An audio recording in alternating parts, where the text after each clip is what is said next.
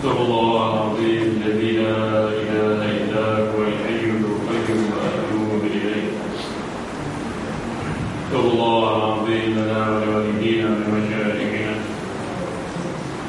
ولجميع المؤمنين والمؤمنات من أمة محمد صلى الله عليه وسلم. لا إله إلا الله وحده لا شريك له له الملك وله الحمد يحيي ويميت وهو على كل شيء قدير ولا حول ولا قوة إلا بالله العلي العظيم. اللهم صل وسلم وبارك على سيدنا محمد نور الشافي والدواء الكافي وعلى آله وصحبه وسلم. اللهم صل وسلم وبارك على سيدنا محمد وعلى آله وصحبه عدد نعم الله الكريم وإفضاله. بسم الله والحمد لله وتوكل على الله ولا حول ولا قوة إلا بالله. اللهم صل وسلم وبارك على حبيب الله سيدنا ومولانا محمد بن عبد الله وعلى آله وصحبه من استنى بسنته ومن نصر على نهجه ومن والاه. سبحانك لا علم لنا إلا ما علمتنا. Maha puji bagi Allah. Kami manusia tak pernah mengerti apa-apa illa ma'alamtana, kecuali yang diajarkan kepada kami. Innaka antal alimul hakim, sesungguhnya dikau dari Allah yang maha mengetahui lagi maha bijaksana. Allahumma rabbana yassir wa la ta'assir, ya Allah, permudahkanlah segala urusan hidup kami. Janganlah Engkau perpayahkan segala urusan hidup ini. Atamin bil khairat, dan sempurnakanlah ya segala urusan kami dengan kebaikan dunia dan akhirat. Allah fakina fitin, ajalah kami urusan agama kami. Fa'alimna kita, berilah pemahaman yang mendalam kepada kami tentang kandungan kitab suci Al-Quran. Waj'alna mimman yastami'una al-qawla fayattabi'una ahsana. Jadilah kami semua dari kalangan hamba-Mu yang mudah mendengar nasihat dan dari bimbingan yang baik. Dan berilah perbuatan mereka untuk melakukan amal ibadah yang terbaik.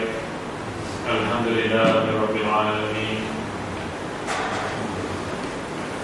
Assalamualaikum warahmatullahi wabarakatuh.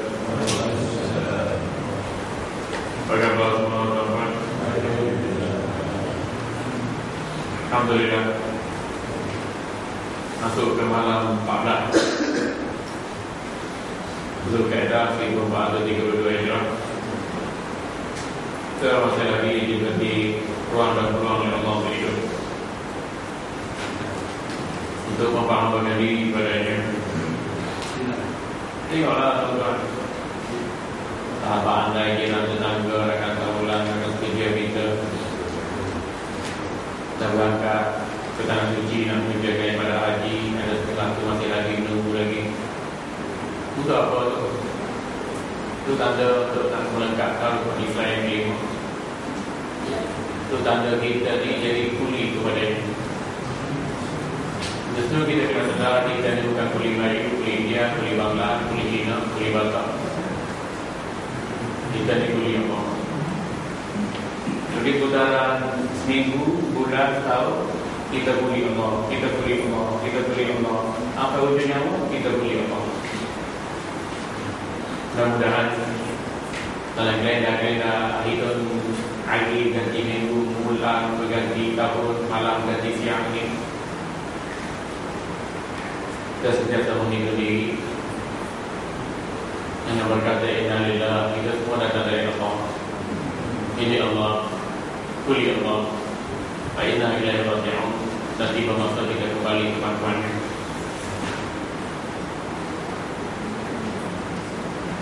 Tuan-tuan hadirin yang dirahmati Allah, alhamdulillah pada malam ini kita sambung belajar kita sifat salat Nabi yang sahih, suka-suka yang keempat. Keempat. Dalam pandangan keempat, suka yang kelima, keenam. Suka yang keenam, menuntut ilmu satu kewajipan. Betul. Buku surat yang ke-6, tajuk dia menuntut ilmu satu kewajipan. Buku baru tak ada. Buku keempat. Saya tak ada buku ke-6. Tarikh 27 bulan 9 2011. Tuan-tuan tak ada. Sebab tak ada buku. Yang kedua dia tak ada buku, ada pen tak ada. Yang ketiganya buku masjid beli. Allah miskin untuk kita. Kalau di pondok sebelah siang orang menuntut ilmu ni aku panggil terpakir. Ada pakir sikit. Orang menuntut ilmu tu panggil terpakir untuk pondok. Nak beli gitar ada duit, nak beli pen ada duit. Untuk pondok tu bayar macam ni. Allah. Tak apalah, penting datang masjid, datang surau, zikir, doa, dan kita dengar ilmu agama itu dah lebih baik untuk kita. Muka surat yang ke-6 untuk ilmu satu kefakuan, satu kewajiban, satu kefakuan. Berdasarkan pada hadis Nabi sallallahu alaihi wasallam, talabul ilmi fardhatun 'ala kulli muslimin, dalam riwayat wa muslimatin. Untuk ilmu itu satu kefakuan ke atas setiap individu muslim, lelaki dan wanita. Bila sampai umur balik berakal, sihat berbadan, wajib kaji ilmu agama. Ilmu yang pertama kita diwajibkan ialah ilmu akidah. Dalilnya Allah berfirman, "Fa'lam annahu la ilaha illallah." Mu manusia, wahai jin, kita tahu bahawasanya Allah itu Tuhan sebenar yang ada. Allah itu Tuhan sebenar yang disembah. Allah itu Tuhan yang sebenar yang menjadi objektif kehidupan kamu. Jadi bila Allah sebut, mu kena tahu, mu kena faham, mu kena yakin, mu kena perhatikan. Makna perintah fa'lam itu wajib dengan belajar. Dan itu kita gariskan untuk ilmu satu kewajiban. Kerana ilmu ni gampang memacu kehidupan. Maju mundurnya manusia dipantukan dengan ilmu agama. Adalah menjadi satu kewajiban pada seluruh umat Islam mempelajari ilmu agama dengan sungguh-sungguh. Belajar yang sungguh-sungguh ni ada buku, ada kitab, ada pen, ada catatan, ada rekod, ada recording lagi, sungguh-sungguh ni. Sehingga mereka benar-benar fakih, benar-benar pandai urusan agama. Fakih maknanya mendalami urusan agama. Anda bukan kita dengar sini, dengar radio, cakap dari kopi sebagai nak jadi kewajib ilmu agama, tak. Ini kita ada buku, ada dalil yang menunjukkan. Bila kita tak berapa pasti, tak yakin, kita tanya ustaz atau ahli ulama. Kemudian wajib pula mereka menyebarkan. Belajar wajib, menyebarkan wajib. Kerana firman Allah, "Wa taqu minkum ummatan yad'una ilal khair." Naklah ada di kalangan kamu umat Islam yang menuju kepada kebaikan, menyuruh yang baik, mempromosi kebaikan dan juga kemungkaran. Naklah ada, maknanya kalau ada tu hilanglah tugas fardu kifayah. Setengah ulama kita kata fardu ain, ngaji ilmu agama, mengajar ilmu agama fardu ain. Itu sebab apa tuan-tuan sebagai suami tak sah solat isteri, tuan-tuan tanggung jawab. Tak sah solat anak di bawah tanggungan tuan-tuan, tuan-tuan tanggung jawab. Dulu jadi suami saya berat kita juga. Lepas tu tolong ambil perhatian isteri kita supaya takbir ihram dia macam mana, Fatihah dia baca macam mana, rukuk dia, sujud dia, tamanninah dia, wuduk dia, mandi wajib dia. Tolong ambil perhatian. Kalau kita tak ambil perhatian sekarang, Allah akan ambil perhatian untuk masa akan datang. Kalau kita bersusah payah sekarang, masa depan berkait dengan amal ibadat kita menjadi Islam. Mereka perlu tolong-menolong dalam menyampaikan ilmu. Dan sama-sama lah, saya belajar sini, tuan-tuan balik, belajar anak, cucu, cici, semua sebarkan kat rakan, pejabat, teman. Dari satu tempat yang lain. Dan sebagai salah satu rintisan jalan untuk mendapatkan ilmu ialah dengan menempatkan diri dalam hidup. Nak dapat ilmu, duduk dalam ilmu. Sama ada secara harian, mingguan, atau bulanan di masjid, atau di rumah, atau di surau dengan membaca kitab-kitab ilmu tauhid. Ilmu tauhid juga dikenali sebagai ilmu akidah. Juga dikenali dengan ilmu usuluddin atau ilmu kalam. Ilmu kalam ni ilmu yang membicarakan kalam Allah. Ilmu tauhid ni ilmu yang membicarakan tentang keesaan Allah sepada zat, sepada sifat, sepada perbuatan. Ilmu akidah ni ilmu yang membicarakan tentang pegangan. Pegangan yang berkait dengan ketuhanan, yang berkait dengan kenabian, yang berkait dengan benda-benda lain, Satu lagi ialah yang berkait dengan aliran pemikiran Islam. Wahabi, Syiah, liberal, Qadari, yang PKA, yang besar, lain macam-macam. Itu dibicarakan dalam ilmu tauhid. Yang kedua ilmu fiqh, untuk kita tahu wajib, sunnah, haram, makruh. Ini perintah Nabi, perintah Allah. Tapi perintah ni nak tahu wajib kan tahu sunnah kan macam mana cara dia? Ini larangan Nabi, larangan Allah. Nak tahu wajib, nak tahu larangan haram, makruh macam mana cara dia? Benda hak Allah tak sebut, Nabi tak cakap, Nabi tak buat, Nabi tinggalkan. Apa hukum dia? Harum. Benda harum ni kita nak tengok cakap mana pula. Kadang-kadang benda harum jadi makruh, kadang-kadang benda harum jadi haram, kadang-kadang benda harum jadi wajib. Jadi semua perletakan asal hukum wajib, sunnah, haram, makruh nak belajar dengan ilmu fiqh. Satu lagi ilmu hadis. Kita kena belajar ilmu hadis untuk kita tahu apa yang Nabi ucapkan, apa yang Nabi lakukan, apa yang Nabi akukan sallallahu alaihi wasallam. Nabi iktiraf maksudnya. Ada orang kata yang Nabi tak buat, ini Nabi tak buat, ayat ajak berjemaah Nabi tak buat. Ya? Ada Nabi lagi? Tanya itu lah. Nabi tak buat, ada Nabi lagi? Macam kita kata buat tom yam, Nabi tak buat, ada Nabi lagi? Jadi kalau Nabi tak buat, tak apa. Bahkan itu khususnya kata tanpa ada syahid dari dulu anak kami Nabi meninggalkan satu perkara tak sebenarnya haram. Banyak orang Nabi tinggal, Nabi tak buat.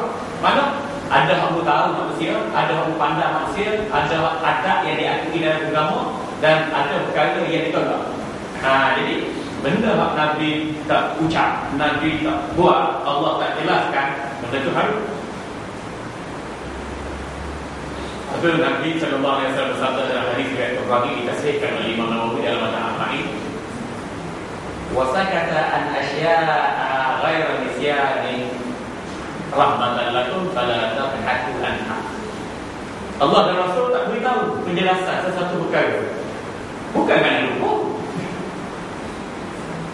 Allah Maha mengetahui. Rasulullah sallallahu alaihi wasallam Maha bijaksana, Maha menyampaikan. Tapi sengaja didiamkan, tak beritahu benda tu. Karena mungkin itu benda baru. Bagi rahmat, bukan lupa, balik sebagai rahmat, keluasan bagi kamu. Nanti kamu nak belajar, nanti kamu kena tahu, kamu kena mahir, kamu juga alim ulama. Kalau Allah dan Rasul cerita semua segala-galanya, apa peranan ulama? Apa peranan akad? Apa peranan adat masyarakat? Apa peranan dalil-dalil yang baik yang boleh digunakan kita? Itu semua tu kalau kita tahu kata-kata Nabi, perbuatan Nabi, periktirafan Nabi sallallahu alaihi wasallam belajar hadis. Jadi orang yang belajar hadis dia begitu teliti. Pak hadis ni pun ada syarat dia. Hadis Bukhari, syarat Bukhari, ada Muslim, syarat Muslim, ada Tirmizi, syarat Tirmizi. Jangan diambil hadis, alih bahasa dia terjemah sendiri, buat kesimpulan sendiri. Itu jadi bahaya. Itu jadi menyeleweng. Ambil Al-Quran, kasih sendiri, itu ayat jadi menyeleweng. Ambil Quran, kasih sendiri, jika hanya jadi menyeleweng. Ambil Quran, kasih sendiri, Ash'ari, Akad jadi menyeleweng. Jadi itu jadi penting. Nampak tak? Dari Quran yang ambil, letak mana tafsir dia. Hadis yang ambil, mana syarah dia. Itu baru kita tahu setiap hadis dihubung kait dengan hadis yang lain. Ayat Quran dihubung kait dengan ayat Quran lain. Jadi lama-lama keluar proses, keluar natijah. Itu semua itu kita kena belajar ilmu hadis. Dan yang seterusnya sirah nabawiyah. Bagaimana riwayat hidup Nabi sallallahu alaihi wasallam daripada mula lahirnya, maulid Rasul sallallahu alaihi wasallam, bayinya, remajanya, dewasanya, pemudanya, kematannya, wahyunya, isteri-isteri baginda sallallahu alaihi wasallam, anak-anak baginda, cucu baginda sallallahu alaihi wasallam hingga kepada baginda wafat. Saya tahu sirah nabawiyah apa yang baginda sallallahu alaihi wasallam buat ketika bertindak sebagai pemimpin umat Islam di Madinah Munawwarah. Nabi buat wudu, ada orang kata Nabi tak buat wudu, dusta. Apa kata Nabi tak buat wudu, kafir bukan. Paling menafikan cara dokter. Kalau nak nafi pun guna istilah ini siap, kita akan mengkaji, kita akan berbincang, kita akan mencari dalam kepada saya. Itu alasan malah nak buat. Nampak bijak sikit. Ini yang buat. Tak boleh buat wudu ni tak sesuai, fakta tidak kondusif. Okey. Tak belajar sirah tu, tak belajar hadis itu. Allah. Dan seorang itu juga perlu tolong menolong secara bersungguh-sungguh dengan penuh ikhlas di dalam mencetak kitab-kitab yang bermanfaat bagi bolehkan seorang muslim memahami usaha agama. Tolong alim ulama cetak buku. Mana-mana ada duit, kaya agak senang, duit lebih, duit tak habis nak makan, duit tak masuk dalam kubur tu. Tolonglah. Tolong ustaz, tolong imam, tolong alim ulama ada buku nak tulis ni, kita sendiri terjemah, kita sendiri tulis, kita sendiri tarik, kita sendiri cetak, kita sendiri keluar duit, kita sendiri buat pemasaran. Oh, kaya kita betul buka pintu hati, nampak khairat, nampak Mekah, nampak zahab akhirat, nampak untuk ayah dia, mak dia sendiri, kalau apa semua. Kalau buku agama ni kita mati, orang baca buku kita tak apa-apa. Itu akaun untuk kematian kita. Macam akaun bank, CIMB bank, Holion bank, bank Islam, bank Amalah, dunia ya. Kalau akaun ni kalau akhirat, kita mati 10 tahun, 20 tahun, 50 tahun, 500 tahun, 1000 tahun pun buku yang kita tulis, orang baca dapat manfaat, kita dapat pahala betul-betul. Allah. Tapi orang kita senang-senang yang lebih ni tak ramah, nampak macam tak ramah. Allah. Para ulama dan fatih-fatih masjid pula hendaklah mengajar kepada umat Islam tentang urusan agama mereka. Imam, fatih masjid, apa lagi dia kata dalam khutbah tu kita nak mengajar. Saya baru balik daripada Sabah. Minggu ada roadshow penjelasan akidah bersama jemaah sana. Anjuran jalan di Sabah dan Jabatan Mufti Sabah dan kajian di Sabah. Kita pergi tawaf, sandakan, tawaf, sempurna. Baru balik semalam, naik flat ASP diri sampai pukul 2 pagi. 2 pagi minum apa tak sempat mandi, lepas sangat tidur. Pukul 3 tidur, pukul 5 bangun kuning pula. Pergi kerja pula. Masuk kerja tadi, buat PowerPoint, nak pergi seminar tak faham pula pagi esok. Kelapang pagi. Kemudian orang tua pula datang rumah. Tadi datang lepas tadi. Lepas tu faham orang tua datang rumah pula. Nanti kita pergi kan, mentua kata, menantu derhaka pula. Tak jumpa dia kat airport. Jadi Allah, bapak-bapak main tadi nak balik sampai rumah tak sempat mandi. Ambil air sebanyak tu datang sini. Tak mandi-mandi. Ini berjuang tuan-tuan. Berjuang. Kalau fikir duit, fikir glamour, fikir apa, tak ada. Allah Rabbi. Begitu fikir akhirat. Saya dah cakap tadi, saya ni kan kulit Melayu, kulit Bangla, bukan kulit dunia, tapi kulit Allah. Nah, jadi kulit Allah ni, Allah Akbar. Fatih, Ustaz, Imam, mengajar, mengajar kadang kita, kadang kemampuan kita. Ada orang pandai tajwid, ada orang pandai lagu, ada orang pandai qiraat, ada pandai fiqh, hadis, tafsir, balaghah, nahwu, musyawarah, bahasa Arab, komunikasi, sirah, nama dia tauhid. Itu perkara masing-masing. Alhamdulillah. Baik. Mereka berkewajiban mengajar tauhid, akidah, hukum salat, berpuasa dan seumpamanya. Ilmu hak wajib itu, wajib belajar, wajib belajar. Pengajaran ini mestilah sesuaian, iaitu dengan menggunakan bahasa yang munasabah dengan manusia, iaitu diturun ini. Sebab tu kita baca kitab ni. Boleh baca kitab pondok-pondok yang klasik semua tu tak tuan-tuan dalam semacam pula. Kan ada titik, ada contoh, tak ada bagi, tak ada apa, tengok. Pejam-jelit tidur. Ini pun tak penyampaiannya mestilah dengan bahasa yang mudah dan tidak sikut-sikut. Jadi kita ni sebagai satu contoh. Nabi SAW sendiri mengajar kita mimbar tentang urusan agama. Allah mengajar menimpa tentang urusan agama. Perkara yang paling penting diajarkan bagi Rasulullah SAW adalah solat. Ini terangkum dalam hadis Nabi SAW tu. Awwalu ma yuhasabu 'alaihi al-'abdu as-salatu fa in salaha salaha sa'iru 'amali wa in fasada sa'iru 'amali. Akaun ibadat yang mula dikira oleh Allah ibadah masyarakat adalah solat. Jikalau solat yang dilakukan solat itu baik, baiklah semua amal ibadat yang lain. Jikalau solat yang dilakukan solat itu rusak, buruk, maka ia akan merosakkan akaun ibadat yang lain. Jadi mekanisme maju dan mundur ibadat kita adalah solat. Sebab tu Nabi SAW sebut-sebut mengajar solat, sebab solat itu yang agama. Solat imaduddin, faman aqabaha faqad aqamaddin, faman tarakaha faqad haramaddin. Solat itu yang agama. Kalau kita dirikan dengan baik, dekat dan sempurna, kita bangunkan agama pada hati, pada akal, pada jiwa, pada rentak kehidupan kita. Kalau kita tak dirikan solat dengan baik, dengan lekat, dengan sempurna, hancur, rosak, jahanam agama pada diri kita. Tengok manusia yang bobrok dengan masalah akhlak, masalah sosial dia. Sebab agama dah hancur. Bila agama dah hancur, hidup sosial dia hancur juga. Allahu Akbar. Ini kita mendapati cara seperti itu amat berpengaruh dan menepati cita rasa audiens. Bahkan ia mudah memberi kesan. Nabi aja satu-satu. Alhamdulillah. Bila lagi situasi umat Islam sekarang yang amat berhajat pada pemahaman dan pemerhatian dalam urusan agama mereka. Kita kehausan ilmu, dahagakan ilmu. Alhamdulillah. Mereka kehausan dan terlalu dahagakan ilmu pengetahuan agama. Alhamdulillah. Kita ni nak cari ilmu agama, kita boleh faham, dapat rasa daripada Allah, cukup lah. Senang hati, senang dunia, senang akal kita, cukup lah. Alhamdulillah. Yang kedua, bahaya menjauhi ilmu atas alasan khilafiah. Wajib cepat sikit, amalan mudah, wajib cepat sikit. Bahaya menjauhi ilmu atas alasan khilafiah. Ada kata Allah, yang menjadi kau tak bercakap gitu, tak bercakap gini, ulama bercakap gitu, ulama bercakap gini, menimpala kejahatan, sunat, kejahatan makruh, menimpala. Ngaji apa gitu, mau aku tak ngaji nak. Akhirnya jadi jahil. Orang yang cakap dengan slogan gitu, dia nak jadi jahil. Dia nak masyarakat jahil, buta agama. Bagaimana dengan dia? Akhir sekali agama ikut sedar.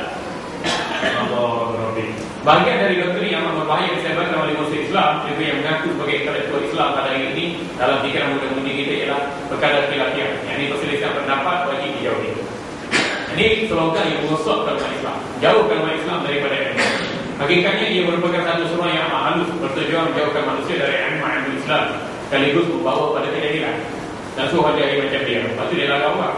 Ia adalah satu taktik untuk melahirkan Muslim tanpa identiti. Orang Islam tapi tak tahu apa perintah Allah dan Rasul. Orang Islam dia tak tahu apa larangan Allah dan Rasul. Orang Islam tak tahu tak wuduk. Patut jadi kena kita wuduk. Mengui alasan tak alasan wuduk. Patutnya positif thinking kena dengan wuduk. Patutnya orang Islam tak tahu kisah. Jenayah bunuh orang kena bunuh balik dengan setimpa pembunuh yang kita buat. Kita mencederakan orang, kita kerak tangan orang, kita tikam orang tak mati cedera parah. Kita pun dikenakan hukuman yang setimpa tak ada apa yang kita buat. Tak tahu tentang kisah. Kita tidak sebut duduk kisah. Jika nak orang baru, jika kita membakar lain. Ini bukan masalah membakar gajah, ini masalah hukum Islam. Itu yang kita kena faham. Tapi orang jahil, dia kata saya ustaz politik pula. Dah, aku bukan ustaz politik. Sana dia faham betul ni. Allah Rabbi kata ni marah kita. Kita tu kan penyampai dia. Tukang menyampai ini untuk Allah. Tuan-tuan itu alhamdulillah selamat. Ini untuk Allah. Tuan-tuan tak itu terpulang. Baik. Keadaan ini dirancang supaya seseorang itu tidak mampu untuk melakukan sesuatu yang menguntungkan agama. Bila tak belajar jahil, bila jahil begini tu. Tua-tua baru nak belajar, tua-tua baru nak masjid, tua-tua baru nak bentuk Fatihah. Jadi mak lepas tu macam mana tu? Allah Rabbi. Itu pun okey lah. Kalau tak ikut langsung. Tak ikut langsung. Allah Akbar. Akhirnya kita melihat tidak ada perubahan yang berlaku pada masyarakat. Kerana mereka sebenarnya jahil dengan hukum syarah. Masyarakat tak ada berubah apa, jahil-jahil itu. Zina situ, zina luar situ. Jenayah makin tingkat situ. Tak ada perubahan, tak ada kesedaran. Sebab tu jahil tentang ilmu agama. Dan ringkasnya orang menyeru dengan seruan ini membawa manusia menjauhi hukum agama Islam dan jauhkan orang daripada ilmu, jauhkan orang daripada Allah dan Rasul. Seterusnya memberikan pengenalan tentang Islam dengan cara yang salah. Bagi mereka Islam tu tak apa, buat dulu. Lepas tu dia tahu tak. Dia tu yang kata Islam. Islam ni semayang puasa zakat haji halal-halal nikah kahwin je. Lepas tu hak ekonomi tak apa, kewangan tak apa, perbaikan tak apa, perjalanan tak ada apa. Jadi begitu je.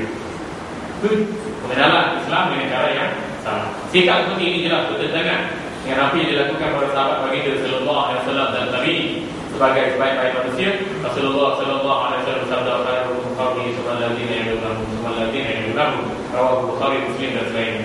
Baik-baik manusia ialah mereka yang hidup di kurunku, kemudian mereka yang hidup berkurun sudah mereka, kemudian kurun yang sudah mereka. Satu kurun satu tahun. Mana Rasulullah sallallahu alaihi wasallam jamin sini. Baik-baik manusia yang hidup di kurun aku, 1 tahun zaman aku. Kemudian 1 tahun sudah aku. Kemudian 1 tahun sudah aku. Tengok. Kita 1 tahun.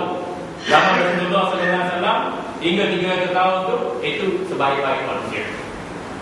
Ada juga hak jahat, hak sesat, hak menyeleweng, hak kufur ada juga. Tapi nanti sebut majoriti.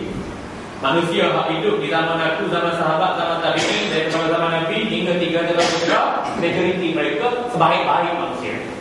Ini yang dikatakan sebagai salafus salih, generasi terbaik umat Islam, generasi terawal umat Islam. Bukan salafi itu. Salafi itu pihak lain. Orang baca doa kunut dia kata bid'ah sesat, orang tahlil dia kata bid'ah sesat, orang ajak makan tahlil makan pula. Itu salah pihak lain. Kita ni tuan-tuan kata perkara, nak kata sesat tak sesat tu ada puncaknya.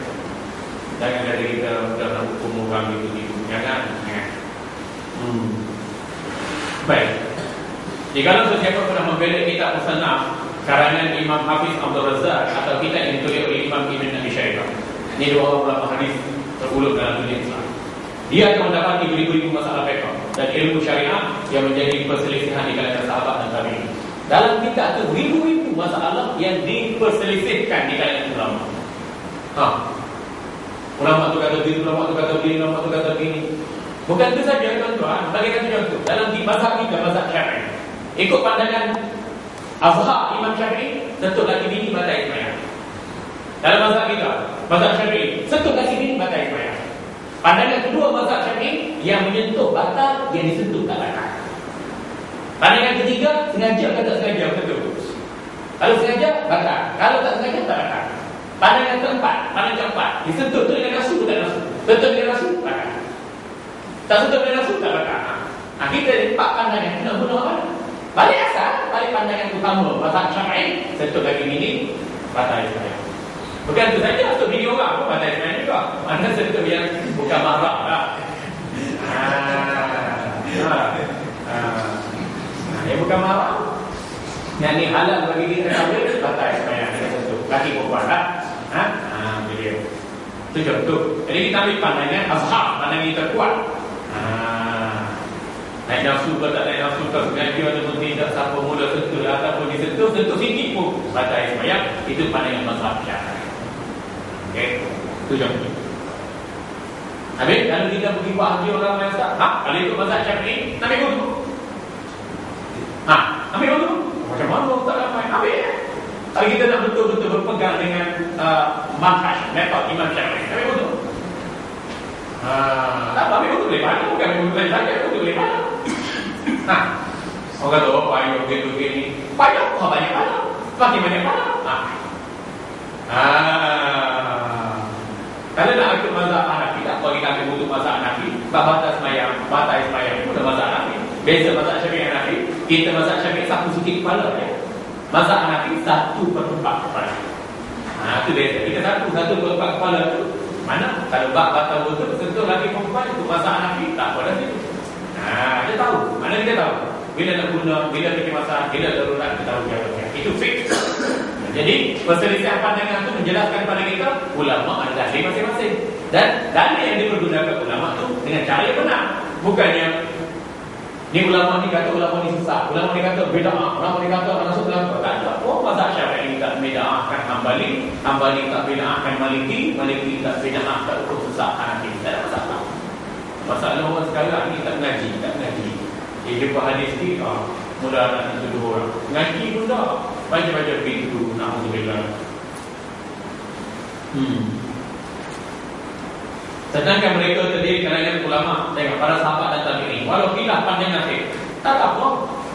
Ada dalil masing-masing, ujian masing-masing. Sama-sama respect. Ulama yang mendapat petunjuk kebenaran, mereka tu ulama yang mendapat petunjuk kebenaran. Sesungguhnya mereka dengan penuh rendah diri mempelajari masalah tersebut, cari kebenaran. Kerana Allah. Kau tak jadi panas, kau tak jadi mudah nak tuduh orang macam-macam. Bahkan saling membahaskan masalah itu. Bahas lagi kata ada dalil dia. Selagi kata ada hujah secara disiplin. Matlamat mereka ialah semata-mata yang mencari kebenaran dan mencapai kejayaan dengan penuh kebenaran Allah SWT. Demikian juga pada guru-guru selepas mereka yang mencapai zaman keagamaan Islam. Negara Islam pada waktu itu dipenuhi dengan para alim ulama. Dulu alim ulama ramai. Macam jenis ilmu mereka kuasai. Ni ulama hadis, ni ulama tafsir, ni ulama bahasa Arab, ni ulama sejarah, ni ulama fiqh, ni ulama usul fiqh, ni ulama keilmuan fikih, ni ulama mantiq, macam-macam. Sekarang ni nak cari ulama apa payah? Ulama dalam semua banyak.